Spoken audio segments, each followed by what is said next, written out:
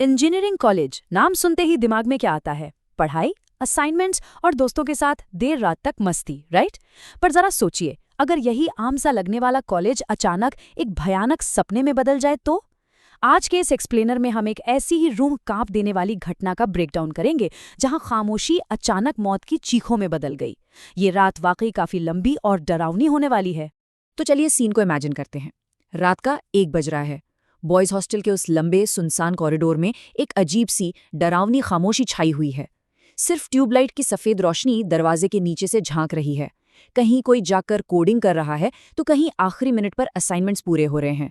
एक बिल्कुल आम सी रात जिसमें किसी को अंदाजा तक नहीं है कि बस कुछ ही पलों में जिंदा बचना सबसे बड़ा प्लेसमेंट टेस्ट बनने वाला है। सेक्शन 1 द ईरी काम। ये कहानी शुरू होती है इंडियन इंस्टीट्यूट ऑफ इनोवेशन के एक ऐसे ही शांत हॉस्टल से। पूरे कॉरिडोर में सिर्फ एक कमरे की लाइट जल रही है, रूम 107। यहाँ चौथे साल का एक स्टूडेंट रवि बिल्कुल अकेला बैठा है और बाहर अंधेरा उसके दरवाजे पर दस्तक देने को तैयार है। टाइमलाइन पर नजर डालें तो रात के ठीक 1 बजे हैं। रवि को एक बड़ी टेक कंपनी हाइपोटेन्यूज टेक्नोलॉजीज से रिजेक्शन मिल चुका है। वो अगले इंटरव्यू के लिए कॉफी और व्हाइट बोर्ड्स के बीच जी जान से पढ़ाई कर रहा है। तभी ठीक 1:15 पर बाहर कॉरिडोर से एक जोर की थक की आवाज आती है। शुरू में लगता है कि कोई नशे में गिर गया होगा, लेकिन फिर किसी जानवर के गुर्राने जैसी खौफनाक आवाज पूरे हॉस्टल में गूंज उठती है और 1:20 पर कुछ ऐसा होता है जो दिमाग को बिल्कुल सुन्न कर दे। जब रवि ने अपना दरवाजा धीरे से खोला तो कॉरिडोर बिल्कुल खाली था। बस एक ट्यूबलाइट फ्लिकर कर रही थी और उसी टूटी हुई रोशनी में जमीन पर एक पतली सी गहरी लकीर दिखाई दी। वो कोई पानी नहीं था, वो गाढ़ा लाल खून था।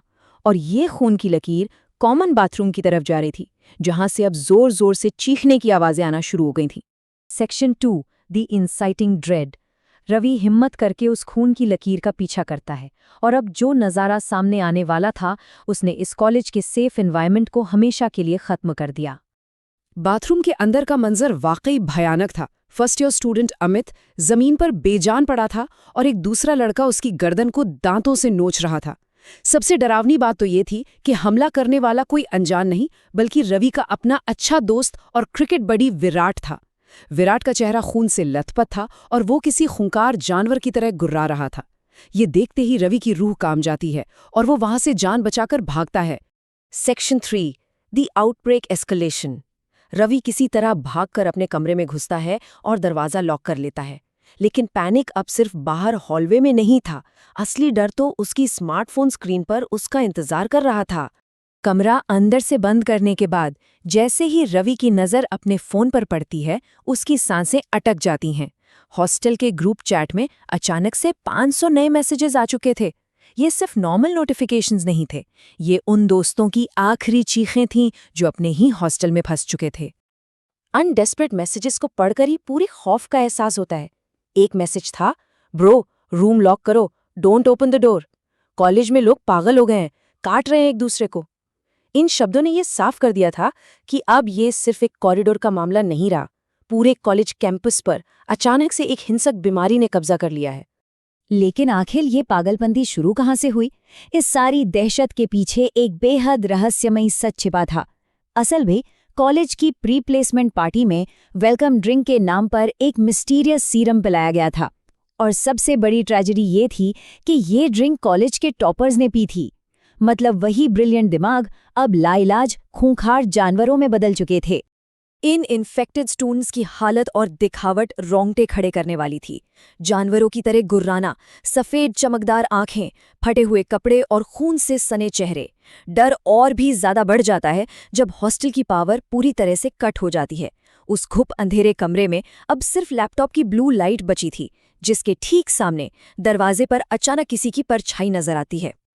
अब इस नर्व रैकिंग मोमेंट को सोचिए। ठीक 3 बार दरवाजे पर दस्तक होती है। थक थक थक। हैंडल धीरे धीरे लेफ्ट से राइट घूमने लगता है। अगले ही पल लकड़ी टूटने की आवाज आती है और दरवाजा जमीन पर गिर जाता है। सामने विराट खड़ा था। जैसे ही वो हमला करता है, रवि अंधेरे में उसके सर पर एक कुर्सी मारता है और वहां से भाग निकलता है। Section 4 the climax and infection. Ravi किसी तरह कमरे से तो निकल जाता है, लेकिन बाहर का नज़ारा किसी नरक से कम नहीं था। उसे लगता है वो बच गया, पर असली मौत का खेल तो अब शुरू होने वाला था। कैंपस गेट की तरफ देखते ही रवि के कदम वहीं जम जाते हैं। 100 से भी ज्यादा इन्फेक्टेड स्टूडेंट्स एक साथ लड़खड़ाते हुए वहीं खड़े थे। मौत की इस पूरी फौज को देखकर रवि बुरी तरह घबरा जाता है और भागकर कॉलेज लाइब्रेरी के घने अंधेरे में छिपने चला जाता है। लाइब्रेरी के एक बुकशेल्फ के पीछे छिपने पर एक पल के लिए वही डरावनी शांति वापस छा जाती है। लगता है कि सब ठीक है। तभी अचानक ऊपर से खून की एक आखिरी बूंद ठीक रवि के चेहरे पर गिरती है। जैसे ही वो ऊपर देखता है, विराट शेल्फ पर बैठा होता है और ठीक उस पर कूद पड़ता है। एक आखिरी चीख, और जब रवि की आंखें खुलती हैं तो वो भी बाकियों की तरह सफेद और चमकदार हो चुकी थी।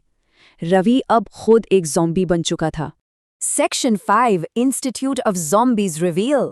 तो दोस्तों, यहाँ हमारे इस एक्सप्लेनर का सबसे बड़ा ट्विस्ट आता है। जो अब तक एक सांस रोक देने वाला प्योर नाइटमेयर लग रहा था, वो दरअसल एक बेहद एक्साइटिंग सिनेमैटिक रिवील है। क्योंकि असलियत ये है कि ये इंडियन इंस्टीट्यूट ऑफ इनोवेशन दरअसल इंडियन इंस्टीट्यूट ऑफ ज़ॉम्बीज बन चुका है। ये सारा खौफ, ये पूरी डरावनी कहानी दरअसल एक आने वाली ज़बरदस्त थिएट्रिकल मूवी का बेस सेटअप है। इस मूवी का नाम है IIZ, Indian institute of zombies. और मजे की बात यह है कि ये सिर्फ हॉरर नहीं बल्कि एक हॉरर कॉमेडी है। जब ये पागल इंजीनियर्स ज़ॉम्बीज से बचने के लिए अपने जुगाड़ लगाएंगे तो डर के साथ साथ हंसी भी आएगी। इसे धिंडोरा, ताज़ा खबर और फर्जी जैसे शानदार शोज के हाईली एक्लेम्ड राइटर्स ने लिखा है, और ये धमाका 15 मई को डायरेक्ट थिएटर्स में रिलीज होने वाला है। तो आखिरी और सबसे बड़ा सवाल यही है, इन इंटेलिजेंट पर पागल हो चुके इंजीनियर्स के इस ज़ॉम्बी अटैक को आखिर रोकेगा कौन? इसका जवाब तो दोस्तों के साथ थिएटर में जाकर ही मिलेगा।